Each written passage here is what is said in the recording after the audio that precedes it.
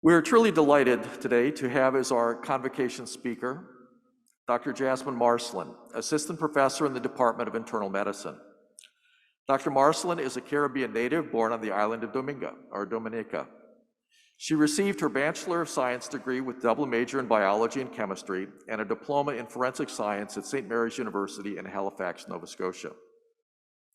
She then returned to her second home, Antigua and Barbuda, for medical school at American University of Antigua College of Medicine, after which she then completed internal medicine residency followed by infectious disease fellowship at Mayo Clinic in Rochester, Minnesota.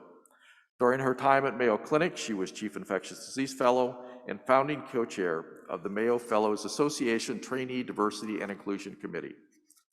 Dr. Marcelin is a passionate advocate for diversity and inclusion and is a founding member of the Infectious Disease Society of America, IDSA's Inclusion, Diversity, Access, and Equity Task Force, working towards creating a more diverse and inclusive infectious disease specialty.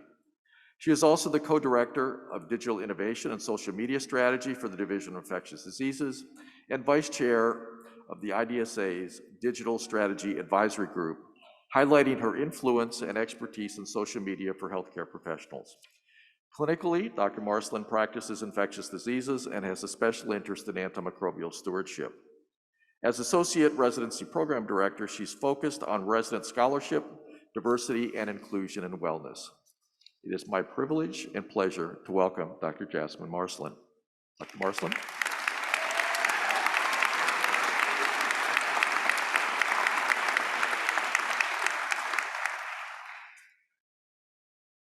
So I wrote this speech, and I was hoping that I would be looking at the graduates when I was talking. So bear with me with the awkward kind of like neck back looking at you while I'm doing this.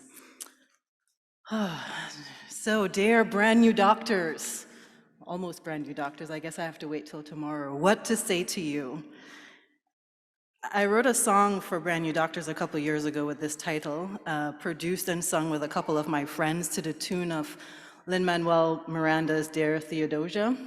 In the song, we pour out our hopes and dreams for brand new doctors, and I seriously considered singing it, or at least part of it, for you today, but I definitely chickened out. So you'll have to go check it out on YouTube. If you like it, you can let me know, and if you don't like it, you can keep that opinion to yourself.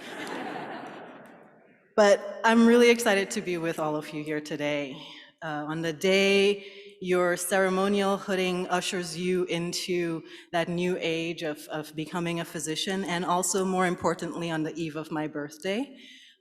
Tomorrow is my 38th birthday, and in addition to the fact that I've been repeatedly mistaken for a graduate myself in the last 2 days, and I do appreciate all the congratulations and the smiles, there's really no better way that I could think of spending this day than with all of you.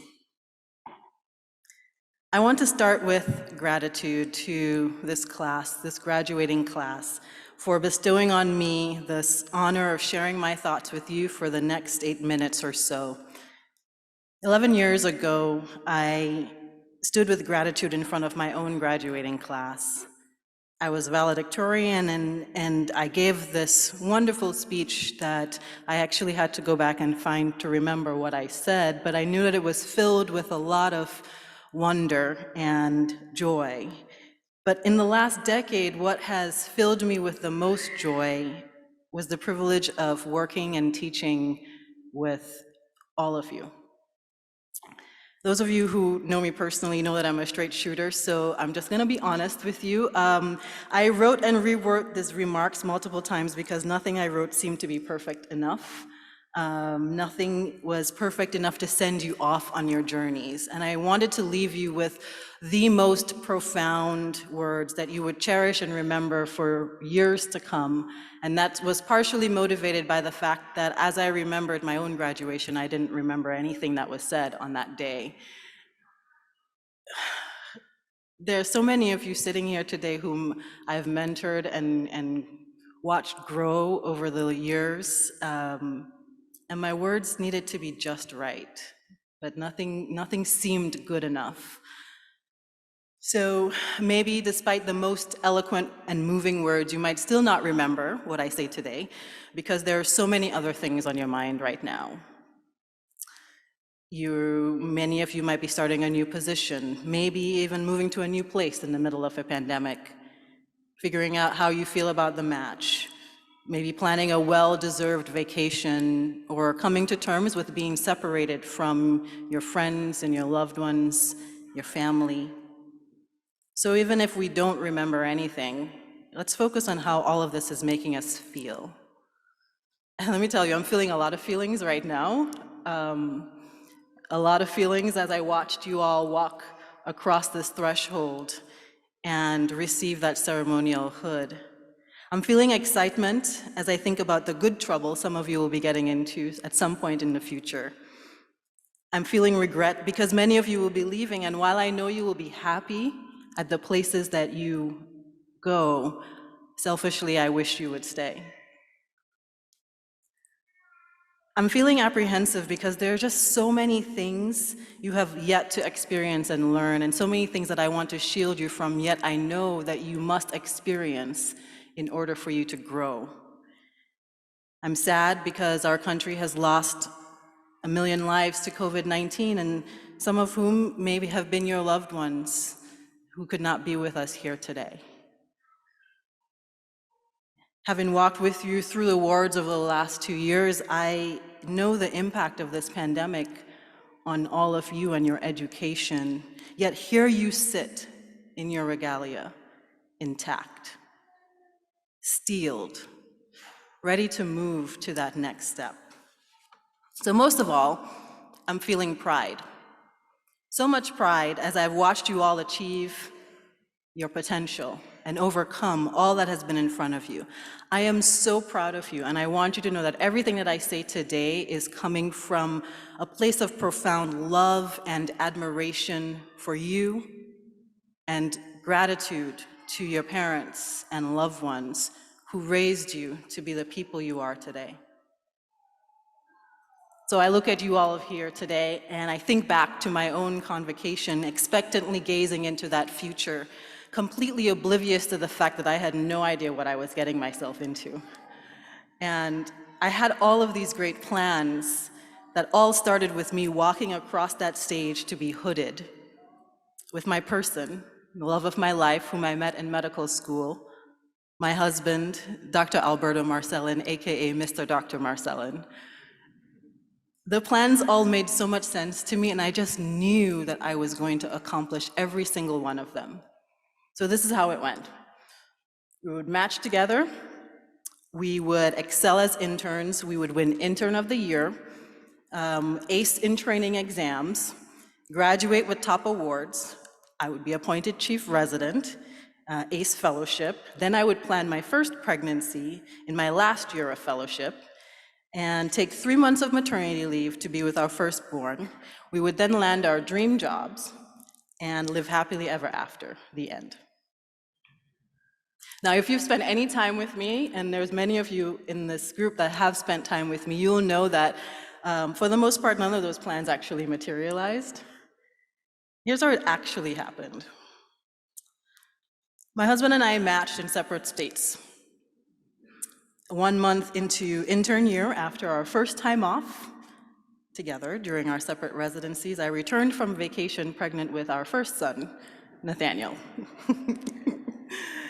Thanks to the grace of God, my husband Alberto got a transfer, so we were actually able to finish our residencies in the same state. But that intern year was rough. I did not do well in my in-training exam.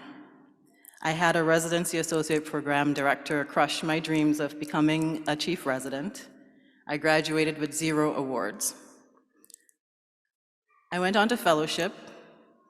I experienced a traumatic 22-week pregnancy loss of our second son, Joshua. And I struggled to find the joy to keep going. A year later, I gave birth to my rainbow baby, our third son, Giovanni, and slowly began to regain that joy. Then we had to make the very difficult decision to leave a place where my husband's career was taking off because there was no career opportunity for me. So, absolutely nothing went according to plan, but I am mostly grateful for that actually, because this is what led me to UNMC, to where I am today right now with you, with accomplishments that I would never have dreamed of. So today, instead of giving you advice on how to achieve all of those dreams and accomplish all of those plans, or trying to come up with witty, tweetable Marcelinisms, what I really wanted to say to you boils down to one thing: stick to the mission. Plans may change or fail, but stick to the mission and you will still get to where you need to be. Remember why you care about patients. Remember why you're wearing this hood and what you want for yourself. Stick to the mission. I'm not advocating for everybody to stop making plans. I am really a list maker. I love plans. I'm more productive when I can visualize things and cross them out and see how things are going. But what I'm saying is advocate for a peace that comes with knowing that some things will just not work out the way that we plan. And though we may not be able to control the outcome, we can certainly control the space that that outcome takes up in our minds.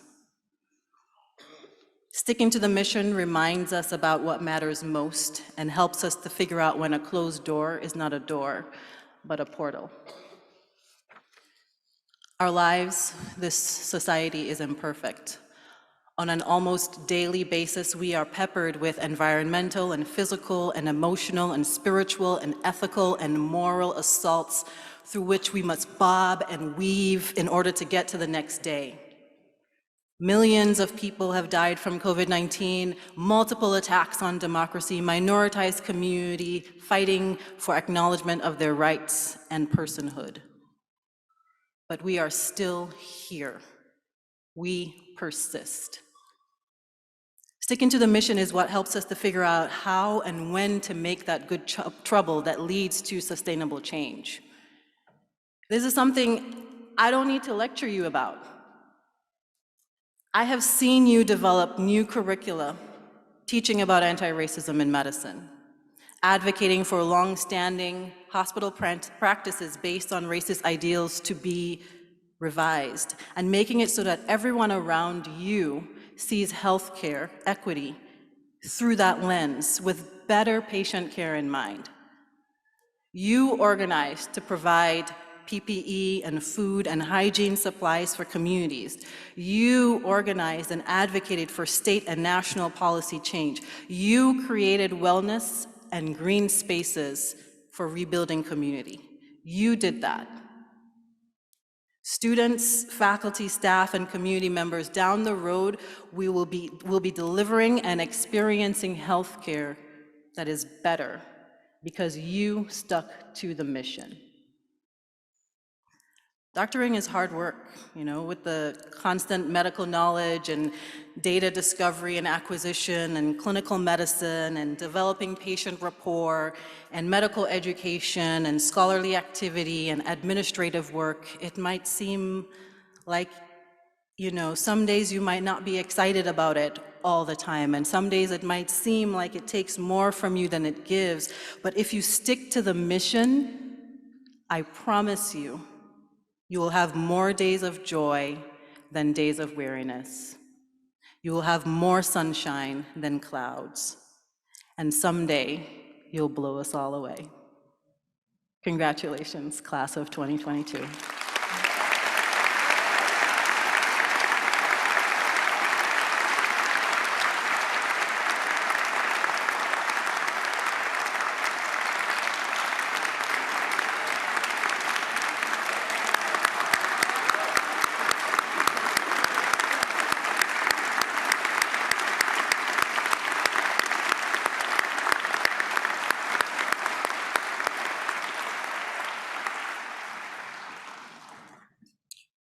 Thank you so much, Dr. Marcelin. I think we can all see why the class decided that they were the person they wanted you to hear from today. So congratulations and thank you.